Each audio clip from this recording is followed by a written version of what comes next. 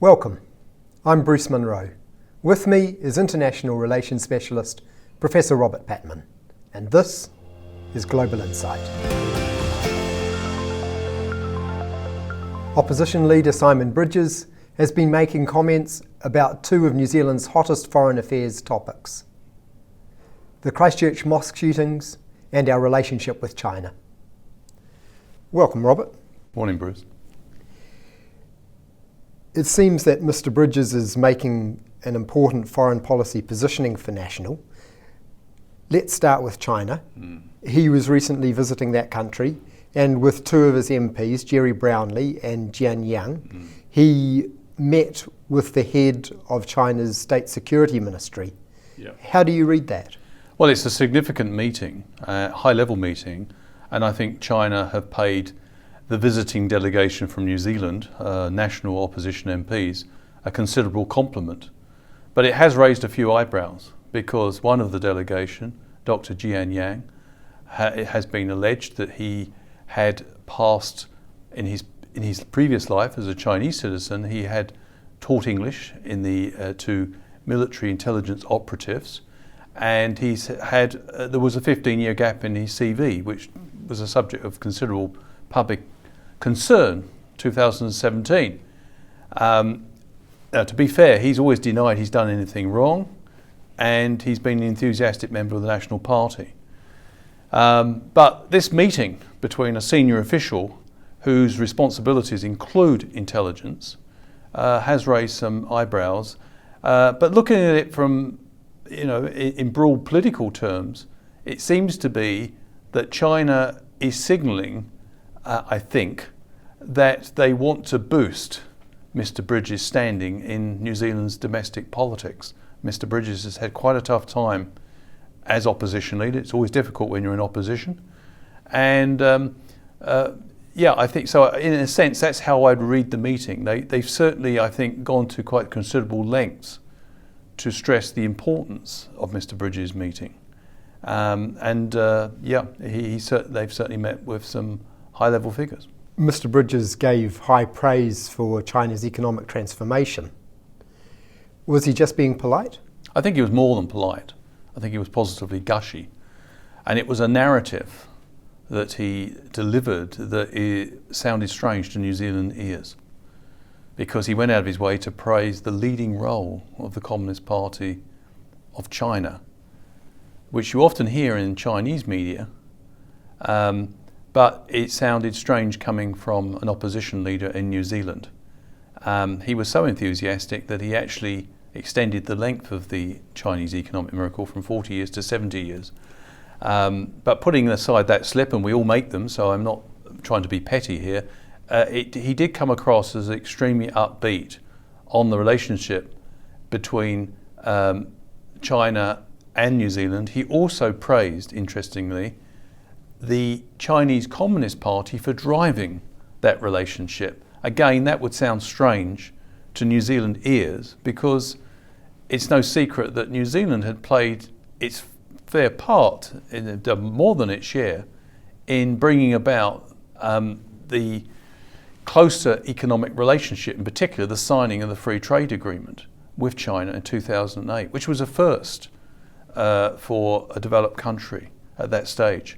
So, I think he was certainly, from China's point of view, the perfect visitor. Also this week, Mr. Bridges has said that the Christchurch Call, this attempt to get some international agreement on how to tackle online extremism, he said that it hasn't achieved anything. Has it? I thought that was an extraordinary comment, which actually contradicts what he was saying in Beijing. In his interview in Beijing, to his credit, Mr. Bridges was saying how important multilateralism and interdependence was, and why he lamented the erosion of the rules-based system. And quite rightly, Mr. Bridges said that it was not in New Zealand's interest to see the erosion of institutions like the WTO, which has been subject to some pressure, as he quite explicitly mentioned, by the Trump administration.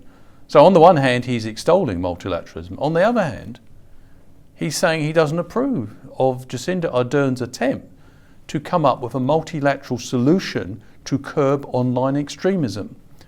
I was also, so there was a contradiction there. But the second thing is, he seemed to be indulging in populist language. He was saying this doesn't really matter to ordinary New Zealanders. I can't think of, given what a game changer that appalling attack was, 51 people killed, I think the whole country was shocked. And what it did do, more than anything else, was show that our country, like it or dislike it, is linked to international trends. And unfortunately, one of the trends has not been only the rise of Islamist extremism, but we've also seen white nationalist extremism, and we saw it explode to horrific effect in Christchurch in the 15th of March of this year. And I think it was very, I think he should be very cautious about his language, because it seemed to me strategic folly to say that these issues, such as the events which led to Christchurch, do not matter to ordinary New Zealanders. I can think most people, if they do not have security in their everyday lives, everything else is put at risk. I can think of nothing that matters more to most New Zealanders than making sure that we're doing everything possible to avoid a repetition of the appalling events in Christchurch. And that involves multilateral efforts, which he'd previously been praising in Beijing. When he came home, he rubbished the Prime Minister's attempts to push a multilateral agenda. He said it hasn't achieved anything so far. But look, this is just 6 months. He would be the first to admit that a free trade agreement often takes years. And what we don't say after 6 months of negotiation, it hasn't achieved anything yet. So I was puzzled by his comments. Bringing the two things together, the visit to China and the comments about the Christchurch Call, what does this reveal about National's foreign affairs approach, and is it significant? I think, unfortunately, National's foreign policy approach is in the danger of becoming politicised. And I think we're seeing a break in bipartisan foreign policy. Although National and Labour have passionate squabbles over domestic issues, in the past, support for the UN, support for multilateralism, support for maintaining a balance between the United States and China have been bipartisan issues, largely in New Zealand's foreign policy. I think Mr. Bridges, by the way he conducted his interview in Beijing, implied that the Ardern government was in some way responsible for the tensions in the relationship between New Zealand and China, and that had National been in power, things would have been better. I mean, that seemed to be the subtext of some of the comments he was saying. But secondly, it also shows that the Prime Minister has not got bipartisan support for an initiative which surely must be in the national interest, which is to stop online extremism. And that can't be good. So I think it's regrettable that Nationals seem to be, perhaps because it may be a function of competitive electoral politics, seeking to stake out a niche area where they can get some traction and boost their position in the opinion polls, particularly Mr. Bridges' personal position as leader, and he's probably feeling under pressure from other contenders in the National Party. But I think this may have short-term appeal, but in the long term he could pay a big price for seeking to give New Zealand's foreign policy a populist tweak. Thank you, Robert. Thank you.